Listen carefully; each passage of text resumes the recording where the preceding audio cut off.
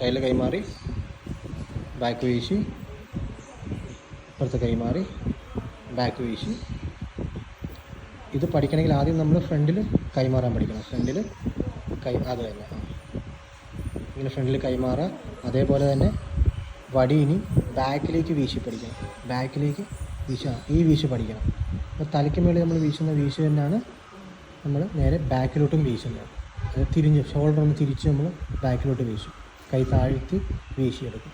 ഇനി ഇത് രണ്ടും കൂടെ നമ്മൾ കമ്പൈൻ ചെയ്താണ് ചെയ്യുന്നത്. സൈഡിൽ കൈമാറി നേരെ ബാക്കിൽ വീശി, വീണ്ടും സൈഡിൽ കൈമാറി ബാക്കിൽ വീശി, അത് തന്നെ എടുത്ത് വീണ്ടും കൈമാറി ബാക്കിൽ വീശി. ഇനി പതിയെ പതിയെ സ്പീഡ് കൂട്ടി കൊണ്ടുവരണം. ബാക്കിൽ വീശി കൈമാറി സ്പീഡ് ചെയ്ത് നമ്മൾ സ്പീഡ് കൂട്ടിക്കേ. നല്ല സ്പീഡ് ചെയ്തേ. സ്പീഡ് കൂട്ടട്ടെ സ്പീഡില്ല നല്ല സ്പീഡ്.